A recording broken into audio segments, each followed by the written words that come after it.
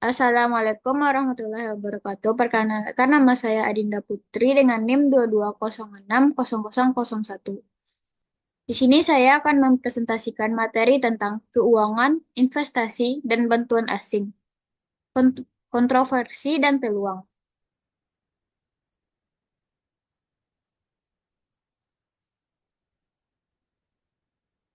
Pertama yaitu aliran sumber daya keuangan internasional.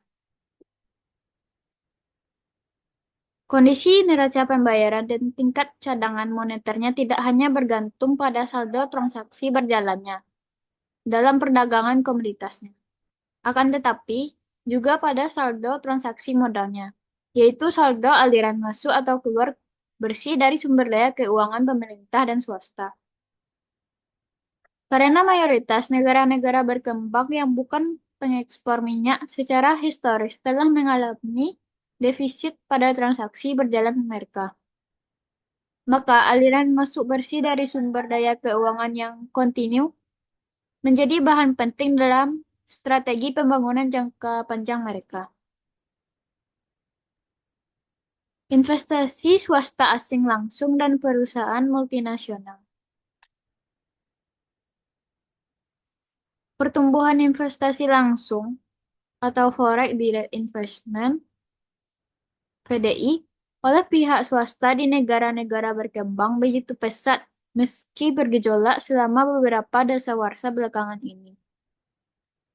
Investasi asing langsung yaitu investasi ekuitas atau saham di luar negeri oleh perusahaan multinasional swasta.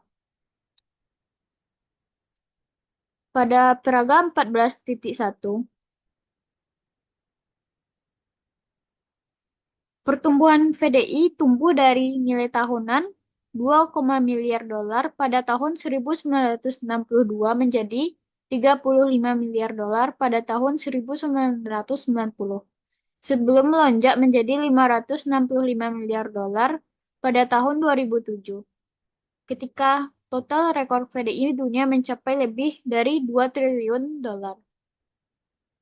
Dan meskipun FDI global tahun 2008 menurun, aliran FDI ke negara-negara berkembang justru mencapai rekor baru 630 miliar dolar sebelum akhirnya turun ke angka 478 miliar dolar pada tahun 2009.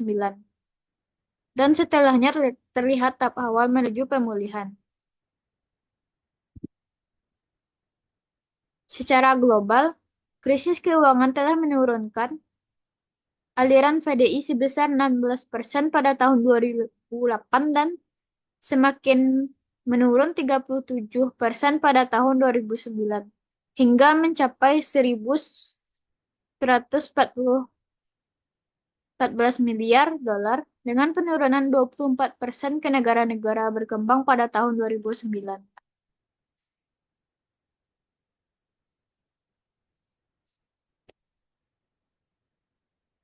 Aliran PDI perlu dipahami melalui konteksnya. Aliran PDI ke negara-negara berkembang masih mencakup bagian kecil dari investasi total negara-negara tersebut, yang sebagian besar didominasi oleh sumber investasi domestik.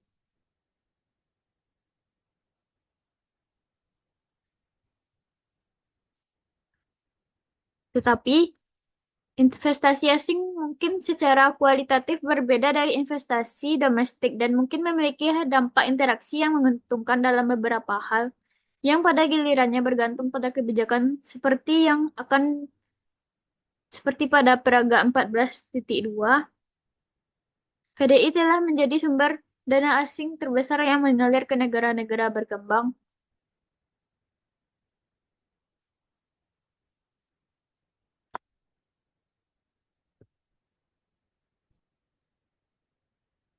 Investasi swasta asing, pro dan kontra bagi pembangunan.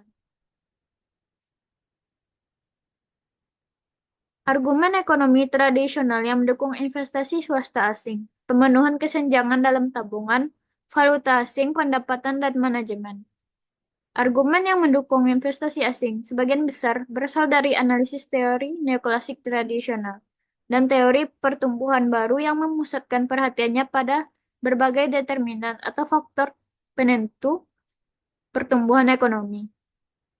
Investasi asing dan juga bantuan luar negeri biasanya dilihat sebagai cara untuk mengisi kesenjangan antara tingkat tabungan valuta asing, penerimaan pemerintah, dan keterampilan modal manusia domestik yang tersedia dengan tingkat yang dibutuhkan dari berbagai sumber daya ini guna mencapai target-target pertumbuhan dan pembangunan.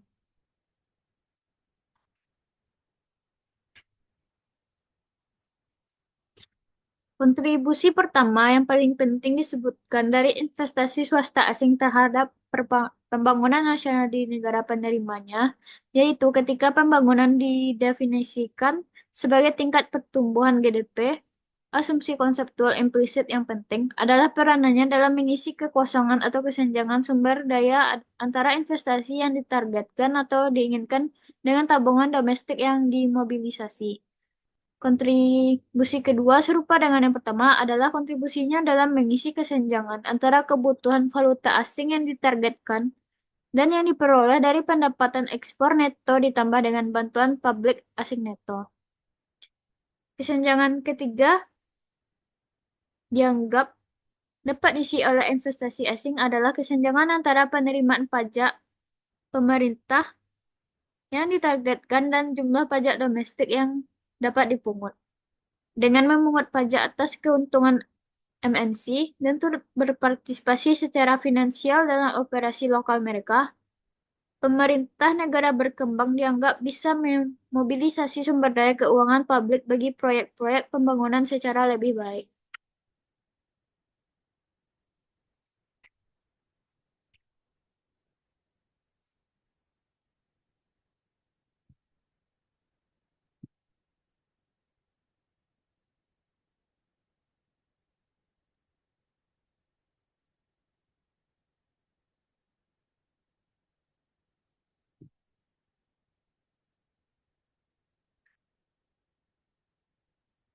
Keempat, terdapat jenis kesenjangan berbeda dalam manajemen, kewirausahaan, teknologi, dan keterampilan yang diasumsikan dapat diisi sebagai maupun seluruhnya oleh operasi lokal dari perusahaan-perusahaan swasta asing.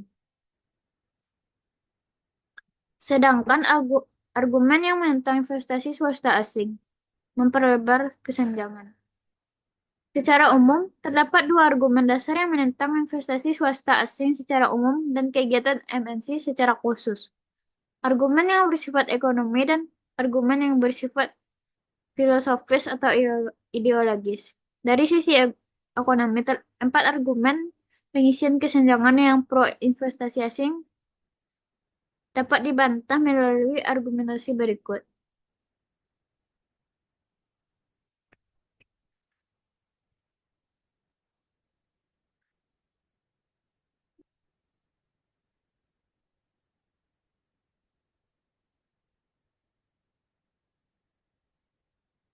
Walaupun MNC memang menyediakan sejumlah modal, mereka dapat menurunkan tingkat tabungan domestik dan investasi dengan mensubstitusikan tabungan swasta, menghambat persaingan melalui kesepakatan produksi eksklusif dengan pemerintah setempat,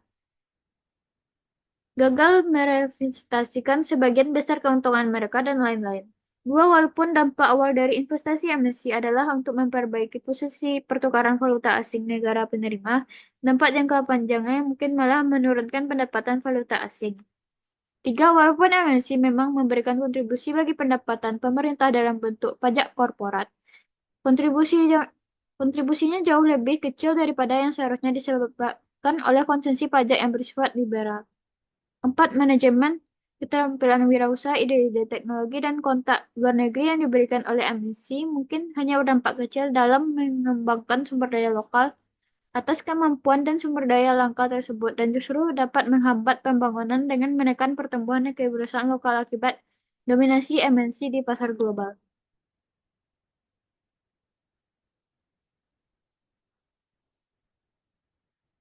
Pada kotak 14.1 meringkas perdebatan mengenai perusahaan multinasional ke dalam 7 isu dan pertanyaan umum yang berkisar di sekitarnya. Pergerakan modal internasional, termasuk aliran masuk pendapatan dan dampaknya pada neraca pembayaran. Tergusurnya produksi lokal, jangkauan transfer teknologi, kelayakan transfer teknologi, pola konsumsi, struktur dan stratifikasi sosial dan distribusi pendapatan serta pembangunan dua listrik.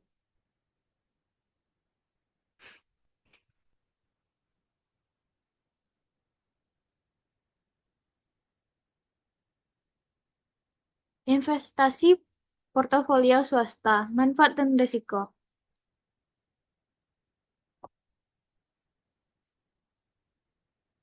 Pada dasarnya, investasi portofolio terdiri dari pembelian saham atau ekuitas, obligasi, sertifikat deposito, dan surat berharga dari pihak asing. Dari sudut pandang investor, berinvestasi dalam pasar saham negara berpendapatan menengah dibandingkan dengan berinvestasi dalam pasar keuangan negara maju memungkinkan mereka untuk menambah pengembalian investasi sembari mendiversifikasikan risiko. Sedangkan dari sudut pandang negara berkembang penerima dana, aliran investasi portofolio swasta dalam pasar saham dan obligasi lokal berpotensi menjadi sarana peningkatan modal bagi perusahaan domestik.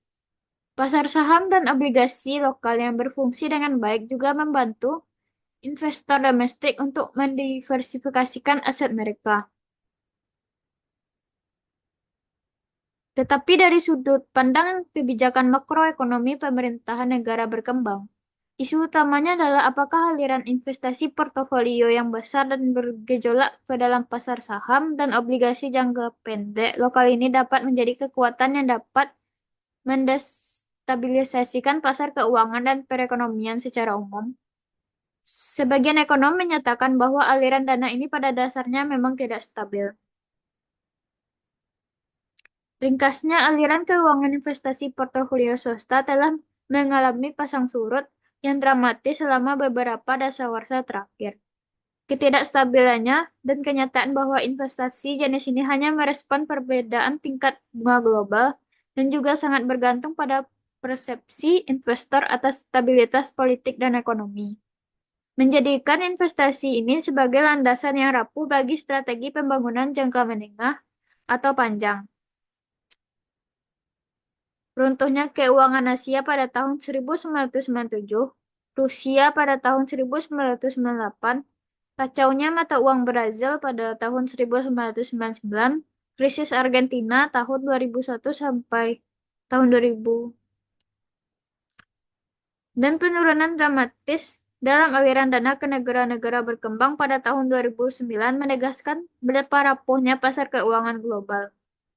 Justru negara-negara berkembang pertama-tama perlu berfokus pada penciptaan kondisi fundamental bagi pembangunan, karena bukti menunjukkan bahwa MNC dan investor portofolio mengikuti pertumbuhan ekonomi alih-alih menjadi pemicunya. Peran dan pertumbuhan pengiriman uang.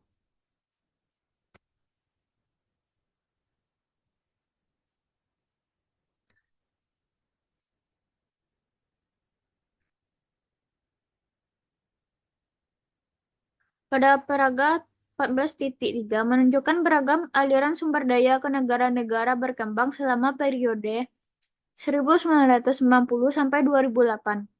Pengiriman uang oleh pekerja migran negara-negara berpendapatan rendah mulai menyusul PDI dan mendekati jumlah aliran masuk dari bantuan asing. Akan tetapi, aliran pengiriman uang ini sangat tidak merata di antara negara berkembang. Tabel 14.1 memuat peringkat 15 negara penerima kiriman uang diurutkan berdasarkan jumlah dolar dan pangsa GDP-nya pada tahun 2008. India dan Cina memiliki jumlah kiriman yang terbesar dengan Meksiko berada di urutan ketiga. Dan seperti yang diperlihatkan pada tabel tersebut, di 15 negara itu kiriman uang mencakup setidaknya 11% dari GDP. Namun, setelah krisis keuangan global, pengiriman uang berkurang di sebuah wilayah dari 2008 hingga 2010, kecuali di Asia Selatan yang masih stabil.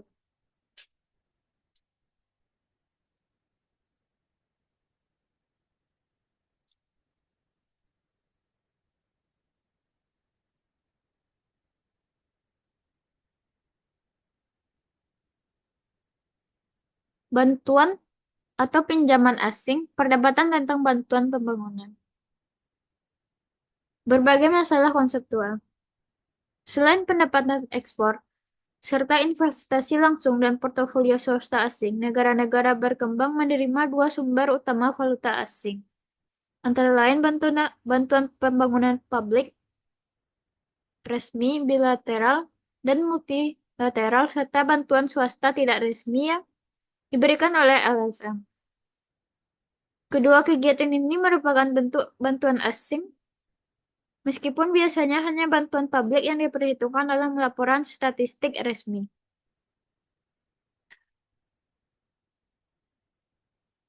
Pada prinsipnya, sumber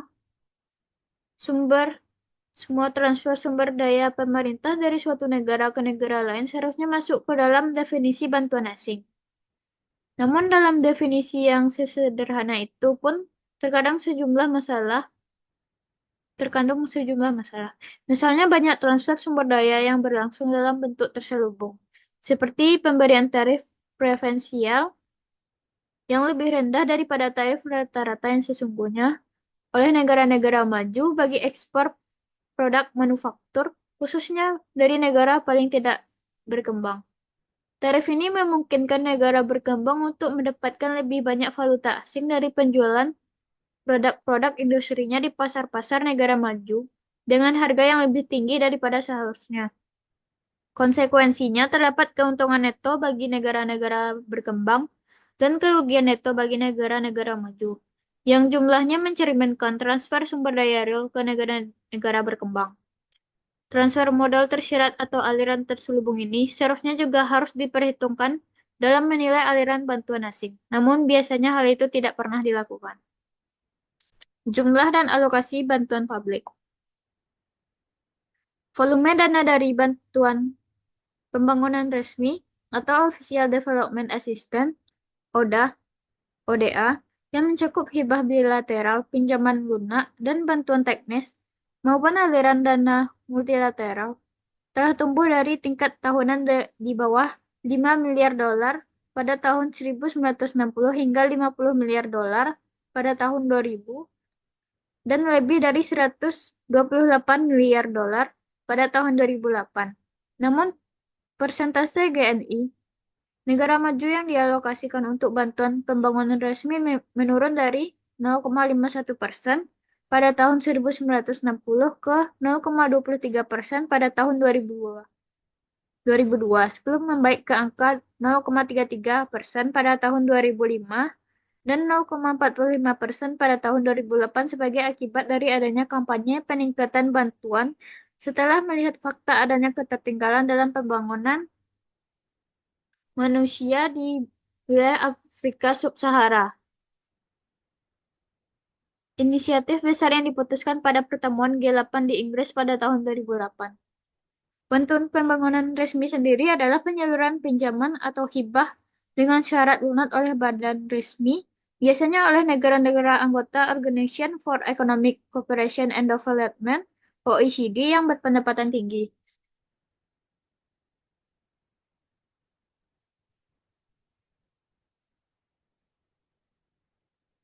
Tabel 14.2 memperlihatkan penyaluran ODA oleh beberapa negara donor utama, baik dalam jumlah total dan persentase dari GNI pada tahun 1985, 2000, dan 2008.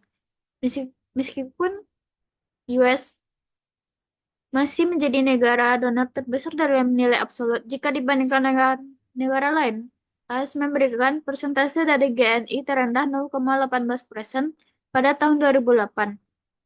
Dibandingkan dengan rata-rata 0,45% dari seluruh negara industri pendonor dan jauh di bawah target PBB yang telah disepakati secara internasional yakni 0,70%. Hanya 5 negara yang kini melampaui target ODA, yaitu Swedia, Norwegia, Denmark, Belanda, dan Luxembourg. Swedia memimpin dengan kontribusi 1% dari GNI, bukan hanya AS memiliki rasio ODA GNI terendah di antara negara industri, tetapi juga menurun dari tingkat 0,31% pada tahun 1970 hingga mencapai titik nadir 0,11% sebelum akhirnya membaik pada tingkat 0,18%.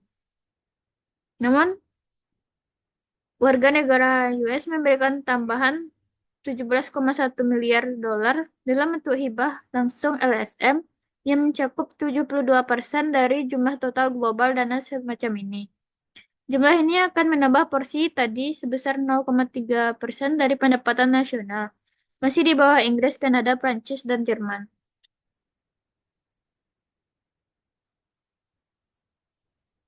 Pada tabel 14.3 menunjukkan distribusi regional ODA pada tahun 2008. Pola bantuan menjadi semakin jelas ketika diamati pada tingkat masing-masing negara pada tahun 2008. Penerima bantuan terbesar adalah Irak dengan total 9,9 miliar dolar bantuan atau sekitar 321 per kapita dolar.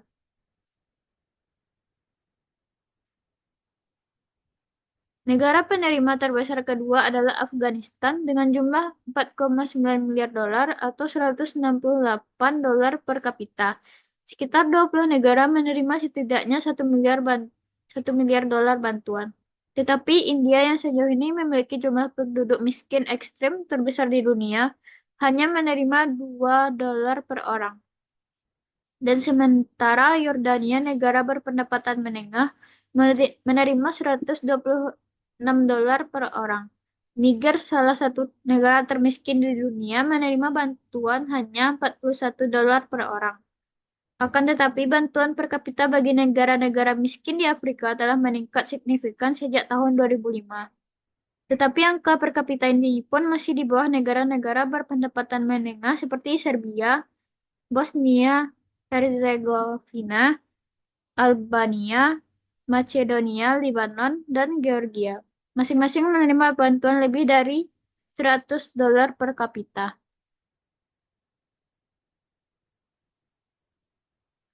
Alasan negara donor memberikan bantuan.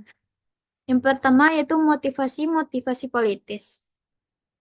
Motivasi politis sejauh ini dianggap lebih penting bagi negara pemberi bantuan, terutama bagi negara donor terbesar yaitu AS, Amerika Serikat, telah memandang bantuan asing sejak tahun 1940-an akhir di bawah Marshall Plan yang ditunjukkan untuk pembangunan perekonomian Eropa yang hancur akibat perang sebagai sarana untuk mencegah meluasnya komunisme.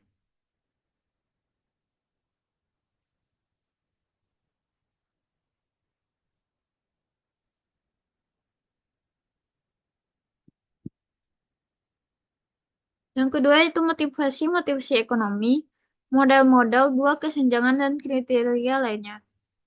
Dalam konteks prioritas strategi dan politik yang luas, program bantuan asing dari negara-negara maju memiliki alasan ekonomi yang dasar. Hal ini terlihat jelas terutama bagi Jepang yang mengerahkan sebagian besar bantuan asingnya ke negara-negara Asia tetangganya di mana Jepang memiliki investasi swasta yang substansial dan perdagangan yang makin meluas. Yang ketiga yaitu kendala valuta asing. Pembiayaan eksternal, baik pinjaman dan hibah dapat memainkan peranan penting dalam melengkapi sumber daya domestik dalam rangka meringankan minimnya tabungan atau valuta asing. Hal ini disebut dengan analisis dua kesenjangan dari bantuan asing. Argumentasi dasar dari modal dua kesenjangan atau two-way gap model ini adalah bahwa sebagian besar negara berkembang menghadapi kekurangan tabungan domestik untuk mengimbangi peluang investasi atau kekurangan falas untuk membiayai impor yang dibutuhkan atas barang modal dan barang menengah. Modal dua kesenjangan dasar dan modal serupa lainnya mengasumsikan bahwa kesenjangan tabungan atau saving gap, sumber daya domestik real, dan kesenjangan valuta asing atau foreign exchange gap tidak seimbang ukurannya dan pada dasarnya keduanya bersifat independen. Implikasinya adalah bahwa salah satu dari dua kesenjangan ini akan mengikat pembangunan ekonomi pada suatu periode tertentu. Selanjutnya itu pertumbuhan dan tabungan. Bantuan eksternal juga dianggap dapat memfasilitasi dan mempercepat proses pembangunan dengan menghasilkan tabungan domestik tambahan sebagai hasil dari laju pertumbuhan yang lebih tinggi dan memang ingin diraih. Pada akhirnya, diharapkan kebutuhan terhadap bantuan lunak akan menurun dengan sendirinya setelah sumber daya domestik sudah cukup memadai untuk mendukung suatu proses pembangunan yang berkelanjutan. Yang kelima yaitu bantuan teknis. Bantuan keuangan perlu dilengkapi dengan bantuan teknis atau technical assistance dalam bentuk transfer tenaga kerja berketerampilan tinggi untuk menjamin bahwa dana bantuan tersebut benar-benar digunakan dengan cara yang paling efisien untuk menghasilkan pertumbuhan ekonomi. Dengan demikian, pengisian kesenjangan keterampilan tersebut bersifat analog dan proses pengisian kesenjangan keuangan yang telah dijelaskan pada bagian sebelumnya dapat dampak pembangunan yang berkelanjutan mengharuskan adanya fokus pada pelatihan di negara penerima bantuan. Yang keenam yaitu kapasitas absorptif.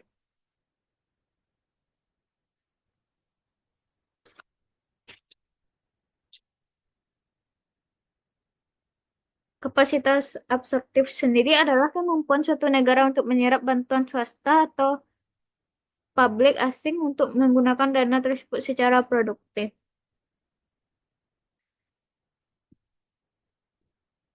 Biasanya negara donor memutuskan negara berkembang mana yang berhak menerima bantuan, berapa banyak, dalam bentuk apa, pinjaman atau hibah bantuan keuangan atau teknis, dan untuk tujuan apa dan dalam kondisi apa berdasarkan penilaian negara donor atas kapasitas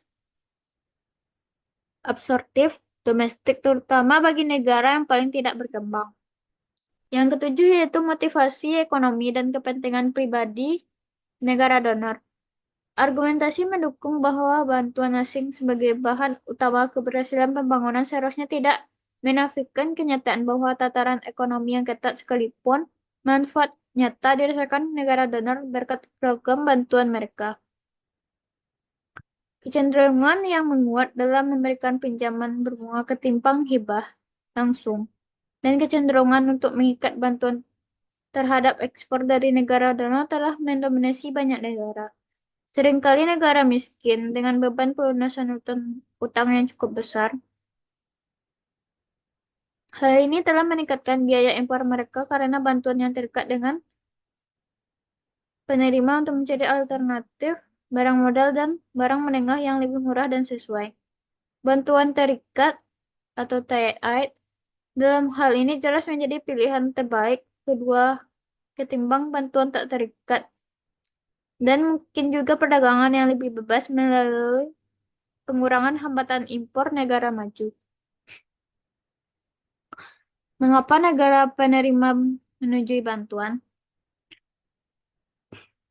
Alasan mengapa negara penerima biasanya cenderung menerima bantuan, bahkan dalam bentuk yang membatasi dan ketat, kurang dipertimbangkan ketimbang alasan mengapa negara donor memberikan bantuan bantuan. Alasan utamanya mungkin ekonomi. Negara-negara berkembang sering cenderung menerima tawaran tersebut biasanya diadvokasi oleh ekonomi negara maju dan didukung oleh berbagai kisah keberhasilan seperti Taiwan dan Korea Selatan tanpa memandang kasus negara lain yang tidak se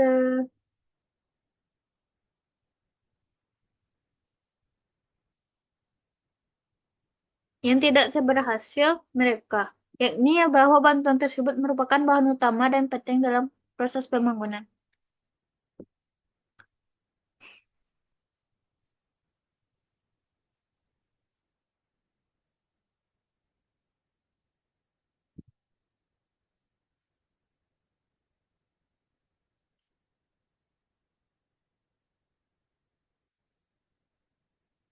Peran lembaga swadaya masyarakat dalam bantuan asing. LSM merupakan organisasi sukarela yang bekerja dengan mewakili organisasi akar rumput setempat di negara-negara berkembang. Mereka juga mempresentasikan kepentingan kelompok lokal dan internasional dengan beragam fokus perhatian seperti penyediaan bantuan darurat dan perlindungan kesehatan anak. perbaikan produksi pangan, peningkatan hak-hak perempuan, pengentasan kemiskinan, pelestarian lingkungan hidup, dan penyediaan kredit pedesaan bagi petani kecil dan dunia usaha lokal. LSM membangun jalan, perumahan, rumah sakit, dan sekolah. Mereka bekerja di klinik keluarga berencana dan kamp pengungsi. Mereka mengejar di sekolah-sekolah dan universitas dan juga melakukan penelitian untuk meningkatkan hasil panen. LSM meliputi kelompok agama, yayasan amal dan swasta, organisasi penelitian, serta ikatan dokter, perawat, insinyur, pakar pertanian, dan ekonom. LSM memiliki dua keunggulan utama. Pertama, karena tidak terikat dengan kepentingan politik, sebagian besar LSM mampu bekerja secara lebih efektif di tingkat lokal bersama masyarakat yang mereka coba bantu ketimbang program bantuan bilateral dan multilateral. Kedua, dengan bekerja langsung dengan organisasi masyarakat setempat, banyak LSM lebih mampu untuk menghindari kecurigaan dan sinisme dari masyarakat miskin yang seringkali memandang bantuan mereka sebagai bentuk pamrih atau hanya berjangka pendek.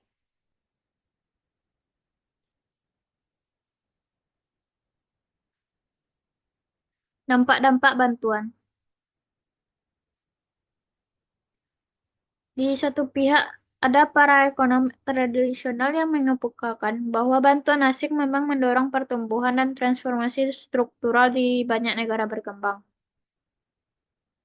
Di pihak lain adalah para kritikus yang berpendapat bahwa dalam kenyataannya bantuan tersebut tidak mendorong pertumbuhan yang lebih cepat, tetapi justru memperlambat pertumbuhan dengan mengganti alih-alih melengkapi tabungan dan investasi domestik dan memperparah defisit neraca pembayaran akibat meningkatnya kewajiban pelunasan hutang, atau ketika bantuan tersebut berbentuk pinjaman meskipun bersifat lunak, dan mengaitkan bantuan dengan kewajiban mengimpor produk negara donor. Bantuan resmi juga dikritik karena terlalu berfokus pada dan mendorong pertumbuhan sektor modern yang justru memperlebar kesenjangan standar hidup antara si kaya dan si miskin di negara-negara berkembang. Sebagian kritikus yang beraliran kiri bahkan menegaskan bahwa bantuan asing sebenarnya menjadi kekuatan anti pembangunan karena menghambat pembangunan melalui penurunan tabungan dan memperbesar ketimpangan pendapatan. Alih-alih memperbaiki kesulitan ekonomi dan mengisi kesenjangan, bantuan dan juga investasi swasta asing tidak hanya memperbesar kesenjangan sumber daya, tabungan, dan falas, tetapi juga bahkan menciptakan kesenjangan baru, misalnya kesenjangan jasa kota atau sektor modern dan sektor tradisional. Dari kubu kanan, menyatakan bahwa bantuan asing sering menemui kegagalan karena diraup oleh birokrat korup, menekan inisiatif dan biasanya menimbulkan mentalitas pengemis bagi negara-negara penerimanya.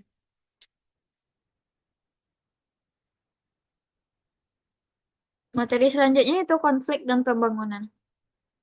Cakupan konflik disertai kekerasan dan risiko konflik. Keamanan fisik merupakan landasan bagi kapabilitas manusia. Jaminan adanya keamanan mungkin menjadi hal penting mendasar bagi seluruh lembaga pembangunan. Konflik disertai kekerasan telah menghambat kemajuan di banyak negara miskin. Selain kengerian dan akibat konflik, rusaknya perekonomian juga dapat disebabkan oleh adanya perkiraan akan kemungkinan konflik di masa mendatang dan adanya keraguan akan penyelesaian konflik tersebut atau bagaimana menghadirkan kembali pertumbuhan ekonomi yang tinggi dalam lingkungan tersebut. Ketidakpastian ini misalnya menghambat investasi dan kewirausahaan dan mempercepat pengurusan intelektual. Oleh sebab itu, upaya dalam mencari konsekuensi penyebab dan penyelesaian kuratif dan preventif atas konflik disertai kekerasan dan perbaikan dari kondisi yang dapat memicu konflik telah menjadi bagian penting dalam bidang ekonomi pembangunan. Jumlah dan intensitas konflik disertai kekerasan terus berkembang selama hampir setengah abad setelah Perang Dunia II berakhir tetapi mencapai puncaknya pada tahun 1990-an awal Sejak saat itu berbagai konflik mulai padam, seperti yang ditunjukkan pada paragraf 14.4 yang merangkum insiden konflik disertai kekerasan dari waktu ke waktu. Disesuaikan berdasarkan skala konfliknya, tetapi intensitas dan konsekuensi pertikaian sosial, terutama pertikaian etnis, masih berada pada tingkat tinggi, setara dengan angka pada tahun 1960-an.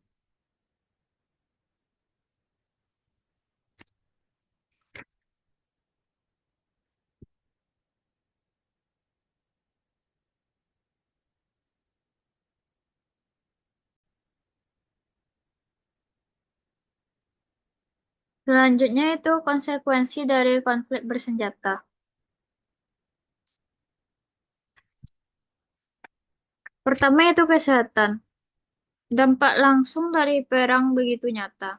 Awalnya lebih banyak laki-laki yang meninggal ketimbang perempuan, terutama akibat pertikaian itu sendiri. Seiring berjalannya waktu, makin banyak perempuan yang meninggal karena mereka mengalami konsekuensi yang berkepanjangan akibat pertikaian tersebut. Tingkat mortalitas ibu bisa sangat tinggi, diperkirakan mencapai 3% di wilayah konflik tersebut di Republik Demokratik Kongo atau RDK.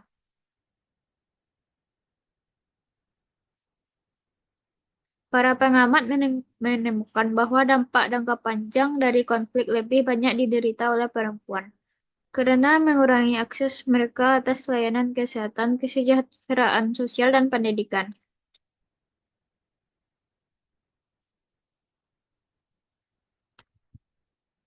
Konsekuensi negatif jangka panjang dari konflik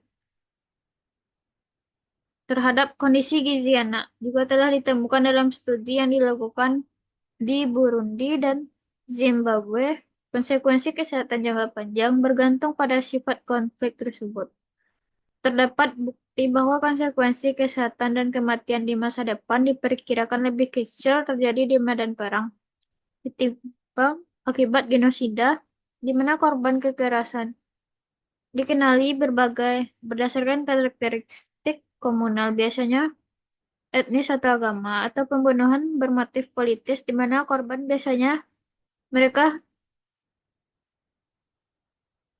yang ideologinya berseberangan dengan kelompok dominan atau pemerintah yang terjadi. Yang kedua yaitu hancurnya kekayaan. Konflik disertai kekerasan menghancurkan modal, dan sebagian modal yang tersisa dialihkan untuk kegiatan destruktif. Kekayaan lainnya seringkali dikirimkan ke luar negeri. Satu studi menemukan bahwa secara rata-rata 1/10 dari kekayaan suatu negara dialihkan ke luar negeri antara awal hingga akhir konflik. Sebagian besar dalam bentuk pelarian modal, karena masyarakat yang lebih makmur ingin melindungi kekayaan mereka. Di beberapa negara, pertikaian lebih bersifat lokal. Tetapi satu studi menemukan bahwa rata-rata pertumbuhan tahunan -3%, kurang dari 3%, terjadi di negara-negara yang didera konflik secara keseluruhan. Yang ketiga itu memperparah kelaparan dan kemiskinan. Tidak mengherankan bahwa di berbagai negara yang didera konflik, produksi pangan menurun.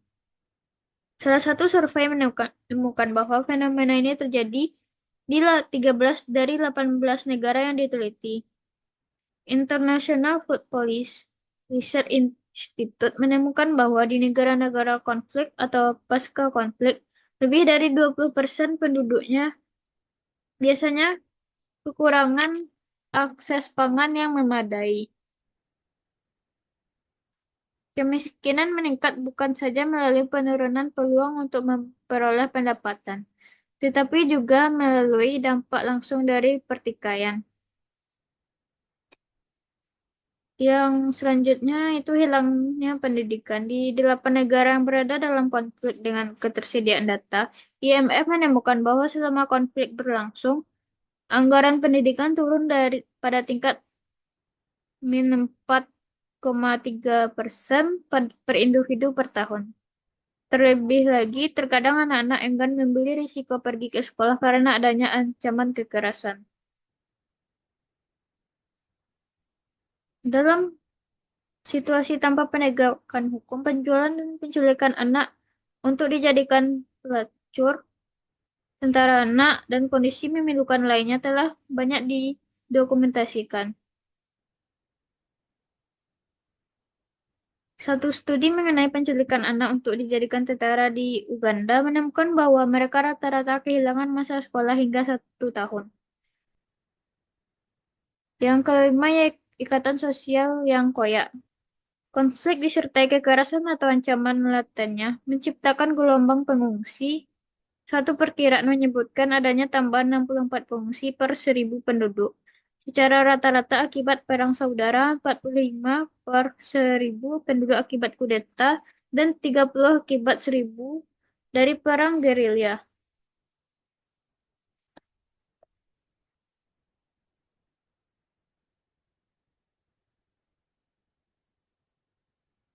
Berdasarkan data PBB, pada akhir tahun 2008 terdapat sekitar 26 juta pengungsi dalam negeri akibat konflik kekerasan atau pelanggaran hak asasi manusia secara umum. Lebih dari setengahnya berasal dari 5 negara, yaitu Sudan, Kolombia, Irak, RDK, dan Somalia. Mungkin terdapat lebih banyak pengungsi dalam jumlah total ketimbang sebelumnya, dan 20 juta atau lebih pengungsi lainnya harus meninggalkan negara mereka. Penyebab konflik bersenjata dan faktor risiko konflik. Pertama, ketimpangan horizontal. Frances Stewart mengemukakan bahwa keberadaan ketimpangan horizontal utama atau ketimpangan antara kelompok dengan identitas budaya berbeda secara signifikan meningkatkan risiko konflik. Ia berpendapat bahwa ketika perbedaan budaya bertemu dengan perbedaan ekonomi dan politik di antara berbagai kelompok, hal ini dapat menimbulkan kebencian mendalam yang dapat mengarah pada pertikaian yang disertai kekerasan. Yang kedua itu sumber daya alam untuk kebutuhan dasar. Kelangkaan sumber daya untuk memenuhi kebutuhan dasar, terutama langkanya pangan, lahan subur, dan nanti air dapat berkontribusi menimbulkan konflik atau memperbesar risiko konflik. Yang ketiga yaitu perebutan untuk mengungsi sumber daya alam yang bisa diekspor. Adanya sumber daya alam ekspor bernilai tinggi seperti intan, minyak, dan kayu tanpa adanya aturan hukum tentang bagaimana manfaat komoditas ini akan didistribusikan tampaknya juga menjadi faktor utama dalam mendorong konflik disertai kekerasan.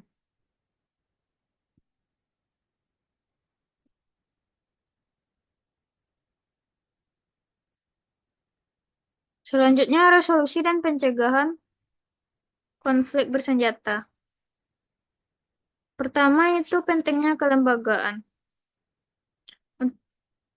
Aturan hukum dan norma informal mendefinisikan dan memperkuatkan cara-cara di mana kepentingan berbagai kelompok, sekalipun terjadi pertentangan kuat, dapat diselesaikan setidaknya hingga satu titik di mana pembangunan dapat berlanjut. Kedua yaitu pelaku global. Dalam pembangunan pasca konflik, keterlibatan pelaku tingkat global, regional, nasional, dan masyarakat sangat penting. Yang ketiga itu pelaku regional, pendekatan yang melibatkan keseluruhan Afrika. Rekonstruksi pasca konflik juga menjadi permasalahan bagi kerjasama regional berbagai negara.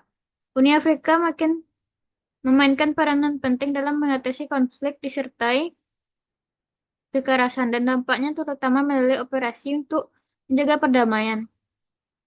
Begitu kesepakatan damai ditandatangani dan pemerintahan transisi atau permanen telah berdiri, dukungan bagi pembangunan ekonomi pasca konflik menjadi fokus utama. Pada tahap pertama, pemerintah harus menunjukkan komitmen untuk memperkuat perdamaian dan keamanan serta menekuni kebutuhan sosial dan ekonomi. Pada tahap 2, pemerintah harus menunjukkan bahwa mereka memperbaiki kondisi makroekonomi dan menerapkan kebijakan utang yang sehat, memiliki kebijakan pengelolaan uang yang sehat, dan menunjukkan transparansi akan tanggung jawab publik. Yang keempat itu pelaku nasional. Negara harus cukup kuat untuk melindungi warga negaranya dari tindakan kekerasan dan melaksanakan peran penting lainnya yang hanya bisa dilakukan oleh pemerintah. Kerentanan negara merupakan persoalan yang besar. Korupsi seringkali menjadi bagian dari pertikaian sumber daya, terutama sumber daya alam yang bernilai tinggi untuk diekspor. Penanganan korupsi mungkin dapat mencegah konflik sebelum meletup, dan korupsi biasanya dianggap sebagai faktor destabilisasi dalam situasi pasca konflik. Satu masalahnya itu bahwa lingkungan pasca konflik memberikan pejabat pemerintah peluang dengan risiko rendah untuk melakukan tindakan korupsi. Yang kelima yaitu fokus pada pendidikan. Education for All atau EFA dan UNESCO menunjukkan adanya hubungan yang saling menguatkan antara pendidikan yang rendah dengan konflik disertai kekerasan. Kenyataan bahwa konflik merusak pendidikan dengan menghancurkan infrastruktur, melukai atau membunuh siswa dan guru, dan sebagainya memang begitu jelas. EFA menyatakan bahwa pendidikan juga berdampak pada konflik, karena konflik bisa jadi muncul dari suatu ideologi yang disebarluaskan melalui pendidikan. Oleh sebab itu, kerangka kerja EFA menuntut adanya pendidikan yang peka terhadap konflik dan inisiatif kebijakan yang diistilahkan sebagai pendidikan rekonstruksi. Pelajaran yang dapat diterapkan secara luas ditekankan, misalnya pelajaran yang didapatkan bahwa upaya mendidik keluarga pengungsi di wilayah konflik tidak dibatasi oleh wilayah tertentu. Dan pelajaran yang didapatkan dari pengalaman, katakanlah dari Lembah Swat di Pakistan, mungkin dapat membantu penanganan konflik di RDK, meskipun konfliknya sendiri sangat berbeda. EFA berpendapat bahwa pendidikan dapat berkontribusi pada perdamaian, stabilitas, dan pembangunan nasional. Yang terakhir yaitu pembangunan ekonomi yang bersifat lokal dan digerakkan oleh komunitas. Partisipasi ekonomi pada tatanan lokal sangat penting. Dan beberapa penelitian menemukan bahwa pembangunan yang digerakkan oleh komoditas atau Community Driven Development atau CDD dapat memainkan peranan penting. Patrick Baron mengemukakan bahwa proyek CDD yang efektif dapat mendistribusikan sumber daya secara cepat dan menjangkau wilayah pedesaan terpencil. Dalam menyerahkan pengambilan keputusan, CDD dapat memastikan bahwa distribusi sumber daya merata dan diterima masyarakat, serta dapat beroperasi di wilayah yang keamanannya berisiko. Program-program CDD juga dapat berdampak pada pemeliharaan perdamaian. Dengan menginsentifkan serangkaian bentuk tindakan kolektif yang dapat bekerja menembus batasan konflik, dengan berkontribusi pada pembangunan lembaga lokal, dan dengan memperkuat hubungan vertikal masyarakat negara. Terakhir, CDD berupaya untuk mencegah tergerusnya basis sosial dan kelembagaan yang diperlukan bagi pengelolaan pembangunan dengan cara yang jauh dari kekerasan. Sebagai contoh, evaluasi dari proyek Kalahi Komprehensif dan Integrated Delivery of Social Service di Filipina menemukan dampak positif bagi ekonomi. CDD beroperasi di beberapa wilayah yang terkena dampak konflik dan pasca konflik, tetapi juga di wilayah di mana kekerasan tidak menjadi persoalan signifikan. James Manor juga mengamati program CDD lokal dalam lingkungan pasca konflik dan menyimpulkan, hampir seluruh program yang keberhasilannya yang telah kami pelajari menghasilkan mekanisme konsultatif yang menarik preferensi pengetahuan dan energi lokal ke dalam proses kebijakan dan menyediakan sumber daya eksternal bagi komunitas lokal. Mekanisme ini terbukti bekerja dengan baik, terutama ketika dipadukan dengan upaya-upaya desentralisasi yang bersifat demokratis, yang mengaitkan perubahan pada lembaga yang dapat membangun dan mempertahankan mekanisme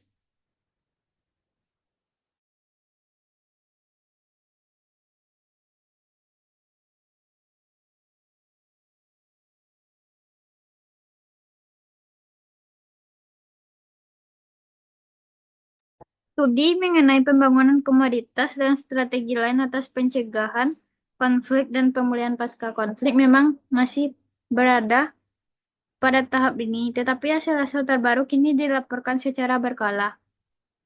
Penilaian dilakukan oleh Ghazala Mansuri dan Vijayendra Rao yang menyimpulkan bahwa CDD lebih efektif ketika diimplementasikan secara spesifik terhadap konteks permasalahan dengan rentang waktu yang panjang. Dan dengan sistem pemantauan dan evaluasi yang dirancang baik. Beberapa program telah diambil oleh para elit demi tujuan pribadi mereka sendiri, sehingga pemantauan yang lebih ketat dibutuhkan. Sulit untuk menarik kesimpulan umum karena proyek dipilih sendiri oleh para elit, proyek yang secara internal dimulai oleh para partisipan dan baru didanai, kemudian dapat menghasilkan dampak yang lebih besar. Tetapi orang-orang biasanya mengambil bagian ketika kondisi yang mereka alami memungkinkan mereka untuk mengantisipasi peluang keberhasilan yang lebih tinggi.